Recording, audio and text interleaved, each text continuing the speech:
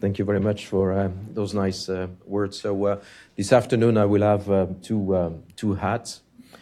I should say two jerseys because since the Stanley Cup has arrived in Washington, D.C., we wear jerseys now.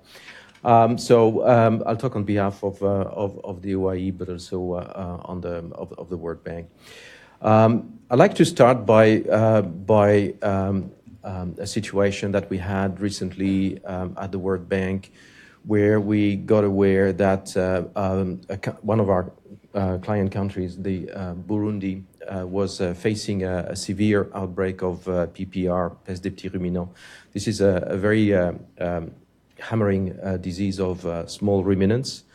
And by the time we had the news here in the headquarters, we were able to mobilize funds, work with our partners, FAO and OIE, to assess the needs, mobilize vaccine banks, and start the vaccination. What is striking in this situation is that in a couple of months we were able to vaccinate each and every small ruminant, goats and sheep in the country, and this is only possible because we had a good network on the ground, good health services, good veterinary services, and this is where I will focus now. We've heard about the PVS. You've often seen the PVS pathway as a linear process based on the principle of diagnostic and treatment. We like to think the PVS now as a cycle where you have iterations and improvement of the situation on an incremental basis. So we start with the orientation, information, generally under the form of workshops at a regional or sub-regional level. And this is really important because we bring together countries having common interest or sharing same or similar difficulties. And those workshops are for orientation. They can be also lesson learning workshops in further iterations. Then comes the phase of evaluation, and there the PVS tool is the mother of the tool, where we have a team coming and assessing the resources and their allocation in the country and the capacities. But we have also other additional tools that are the follow-up, self-evaluation. We have an aquatic PVS tool available, and also some more narrow focus, such as AMR or PPR I was referring to. And then there's the planning phase, where we have the PVS gap analysis, where we have also a more strategic planning exercise that can be proposed. And then the targeted support, where we start putting things together, linking PVS and the JE in what we call bridging workshops, assisting countries on legislation, on laboratories, on very specific points. So this is the PVS cycle, and the part of the cycle I will focus on, because I was tasked to do that, is the gap analysis. And I understand that it's probably because that is the part that includes cost and costing. But it's a bit difficult to disentangle what the gap analysis does compared to the full cycle. And here I put two examples: the one in Thailand and another one in Ethiopia. I'm not going to go through the entire slide there, but you can see that the gap analysis follows usually fairly closely the PVS assessment. In the case of Thailand, it's 2012, 2014, and in between that, we already see some improvement of the situation, some decisions that have been made to improve the state of the veterinary services. Same for Ethiopia, 11 and 12, so very close exercises, and then a number of actions. It's difficult to figure out what comes from the PVS itself and what comes from the gap analysis. What is this gap analysis? Basically, it's the following four steps, where we start by determining and confirming the country priorities, define the expected results, so in terms of targets, determine the activities that are needed to reach those targets, and then determining the human, physical, and financial resources.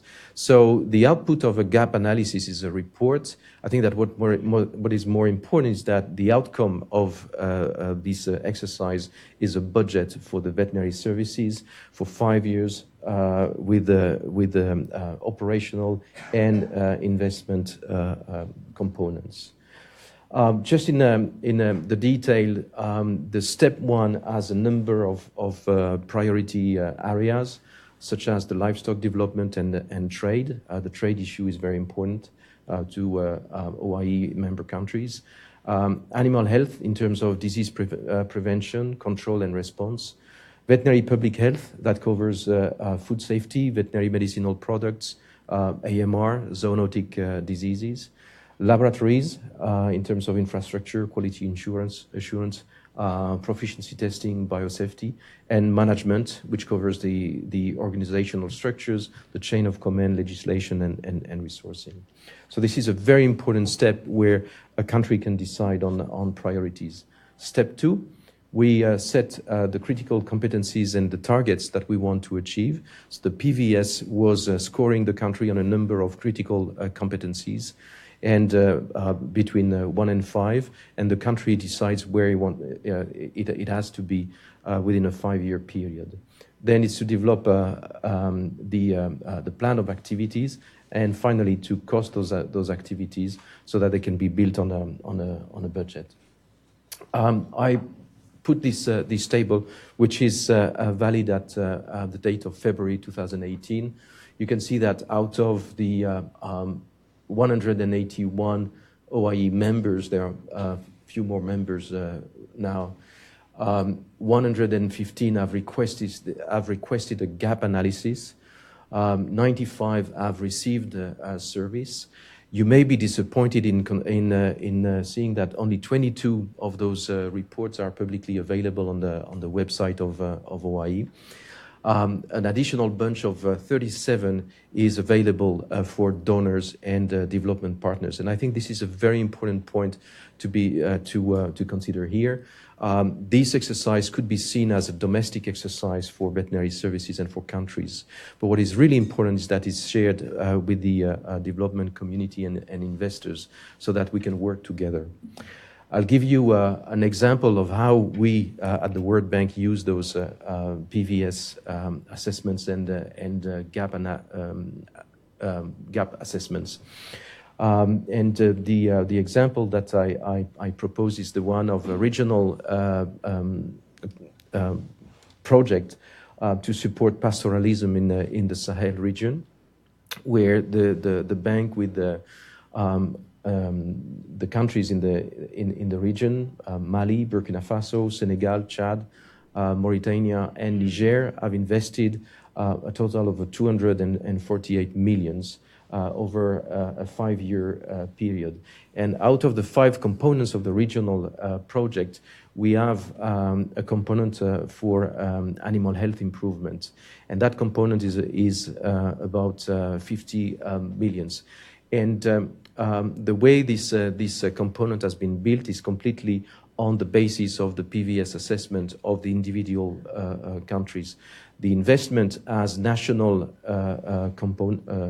parts and regional coordination, which is really important in the context of preparedness. But this example emphasizes the critical role of the PVS pathway and the gap analysis to target the investment. The success of PVS and the success of the gap analysis is probably lying in the fact that veterinary services are under-resourced, and this on a chronicle manner. And OIE has now track records in strengthening those veterinary services. Veterinary services play an important role in health security as they address food safety, zoonotic diseases, and other major infectious threats, including pandemics. The PVS pathways as an interesting shift away from short-term vertical single disease-oriented to strengthening the systems. And I'm back to my Burundi example, where we were able to react quickly because of the presence of the system. And finally, the PVS pathway and the gap analysis in particular is a tool that we use to guide the design and implementation of investments in support of stronger veterinary services. Thank you very much.